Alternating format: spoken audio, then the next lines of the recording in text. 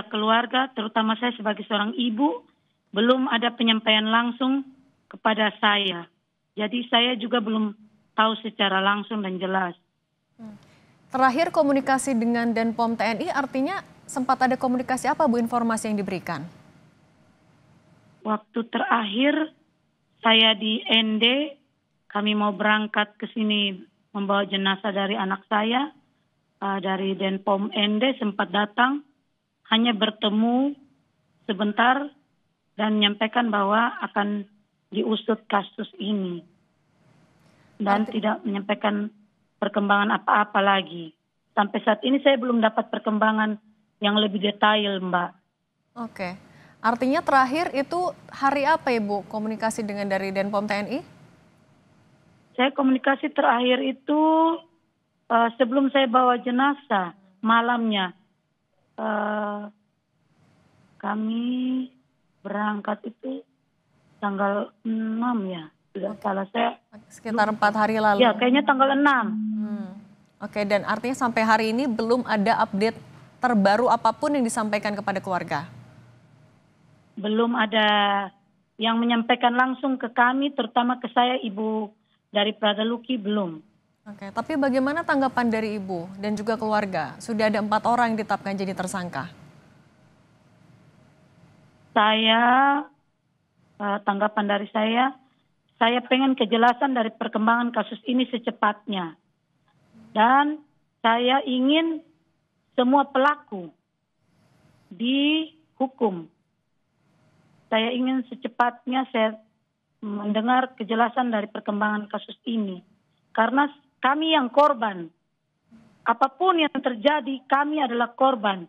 Apakah berhak seorang manusia diadili sampai meninggal? Hukum di mana yang menentukan seorang manusia diadili sampai meninggal?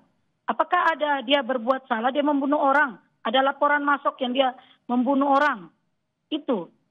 Kalau memang dia bersalah, adili dia secara hukum. Bukan adili dia sampai meninggal. Saya sangat kecewa kalau sistem seperti ini di sebuah institusi. Saya tidak menyebutkannya. Semua institusi itu ada hukumnya. Tapi kalau memang anak saya masih hidup, ini anak saya sudah tiada, mau dihukum mayatnya. Jadi sekarang yang diusut dan diperiksa itu bagaimana kematian anak saya.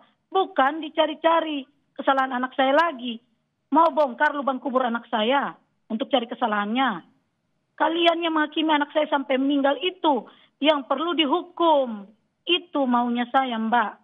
Saya sebagai seorang ibu bersuara untuk mencari keadilan buat anak saya. Anak saya sudah meninggal.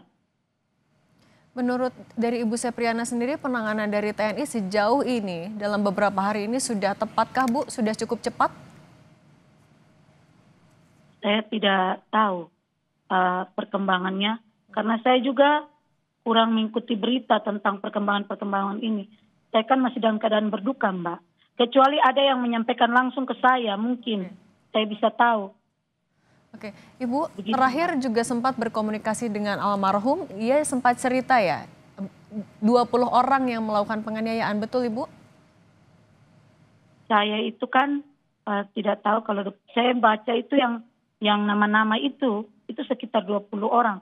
Tetapi pelaku itu lebih dari 4 orang. Lebih banyak. Lebih banyak. Saat itu yang diceritakan. Jadi saya mau diusut secepatnya, Mbak. Diusut secepatnya. Tidak ada pandang bulu. Mau dia perwira, mau dia tamtama, bintara. Kalau bersalah dihukum. Yang saat itu diceritakan oleh almarhum terakhir seperti apa Ibu? Dia itu hanya menyampaikan waktu video call itu bahwa dia itu dicambuk sama senior-seniornya. Waktu saya video call, dia di rumah mama angkatnya itu badannya semua luka-luka. Apakah pantas seperti itu? Dan apakah wajar? Dari cara dia meninggal saja kita lihat semua luka-luka di sekujur tubuhnya itu. Apakah itu wajar? Itu sakit, itu wajar.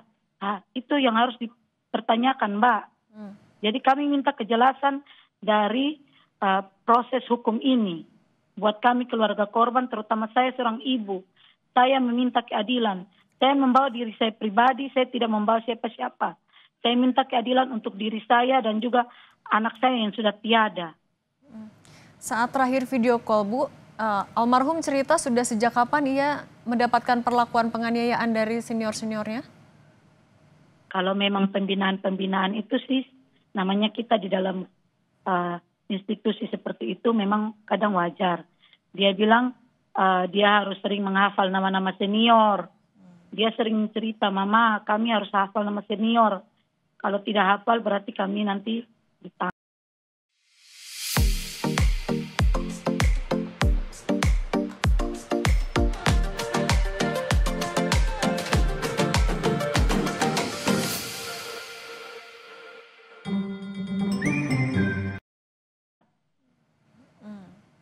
Oke, berarti terakhir video call itu berapa hari sebelum akhirnya dapat kabar almarhum meninggal, Bu? Video call itu tidak salah hari Senin pagi. Hari Senin pagi, dan itu jadi komunikasi terakhir dengan Ibu? Komunikasi terakhirnya waktu dia di rumah sakit sempat HP-nya kan dipegang oleh seniornya. Jadi saya minta agar saya bisa bicara langsung dengan anak saya untuk melihat kondisi yang dia alami. Ternyata waktu saya lihat bibirnya sudah pucat sekali. Seperti kapas gitu, dan di bibir bawahnya itu ada semacam kayak luka yang sudah mengering begitu. Mungkin entah itu karena anak saya, karena mungkin radang atau apa saya tidak tahu, tapi kelihatan sekali seperti luka yang sudah mengering dan bibirnya pucat sekali. Karena kan dia HB-nya rendah.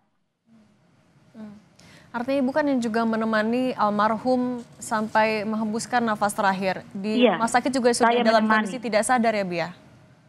Saya menemani, saya datang di rumah sakit Airamo Nagikeo. Anak saya sudah dalam keadaan tidak sadarkan diri. Dan saya tidak pernah berbicara dengan dia sampai dia menghembuskan nafas terakhir. Kalau almarhum sudah diotopsi belum, Bu, sebelum dimakamkan? Kalau otopsi ini kami kan masih berpikir kasihan kalau badannya dibelah-belah. Jadi kami pikir visum saja. Oke. Kalau dari TNI, Bu, saat itu memberikan informasi ke Ibu apa yang jadi penyebab kenapa anak Ibu saat itu bisa terbaring di rumah sakit? Belum ada informasi apapun. Hanya saya tahu informasi itu dari dokter di rumah sakit Airamo Nagikeo. Dokter di ICU. Dari TNI sudah sempat memeriksa dari keluarga juga, Bu? Maksudnya memeriksa bagaimana, Mbak? Mengumpulkan keterangan terkait dari almarhum, apakah dari TNI ada yang juga sempat meminta keterangan tambahan? Ada beberapa intel juga datang untuk apa yang ditanya, Bu? di kami. Ya, hanya bertanya bagaimana saya ke sana, terus saya melihat Lucky sakit seperti apa, begitu. Oke. Dan kalau Ibu sendiri sekarang apa yang Ibu inginkan kepada dari TNI? Seperti apa penanganan yang Ibu inginkan? Saya hanya memohon dari hati yang paling dalam, saya sebagai seorang ibu memohon pada Bapak Denpom, Bapak Pangdam, Bapak Danrem, agar bisa segera mengusut tuntas kasus ini dan pelaku itu semuanya tidak pandang bulu. Mau dia pangkat perwira, bintara atau tamtama, semuanya diproses. Jangan hanya janji-janji manis saja yang kami dengar. Apalagi saya seorang ibu, saya butuh kejelasan secepatnya. Ibu sudah bertemu langsung dengan pimpinan dari almarhum, Bu? Oh, kalau Bapak Danionnya kebetulan, mohon maaf, beliau sedang berada di Batu Jajar, ada kegiatan. Tapi beliau sudah berjanji kepada kami, saya dan suami, beliau akan datang ke rumah setelah selesai kegiatan di Batu Jajar. Ada rencana berarti hari ini, Bu, akan bertemu dengan Danionnya? Belum tahu Bu, karena kan kegiatannya masih di Batu Jajar. Saya belum tahu. Suami saya yang berkomunikasi langsung dengan beliau mungkin. Hanya penyampaian dari suami saya begitu, bahwa beliau sedang berada di Batu Jajar karena ada kegiatan. Oke. Sejauh ini juga kalau dari pengamatan dari keluarga, apakah penetapan tersangka ini sudah cukup cepat Bu, atau Ibu butuh yang lebih cepat lagi untuk menetapkan apakah ada tersangka lain atau tidak? Kalau menurut saya sebenarnya harus lebih cepat lagi. Karena kan ke sana pasti dari satu itu bisa terungkap semua. Oke. Itu yang saya harapkan. Oke, itu juga tidak hanya harapan dari keluarga Bu, kami juga mendoakan hal yang sama agar kasus ini diungkap secara cepat. Ibu Sepriana Paulina Mirpei, terima kasih sudah berbagi bersama kami. Terima kasih Kami turut Mbak. berduka cita lagi.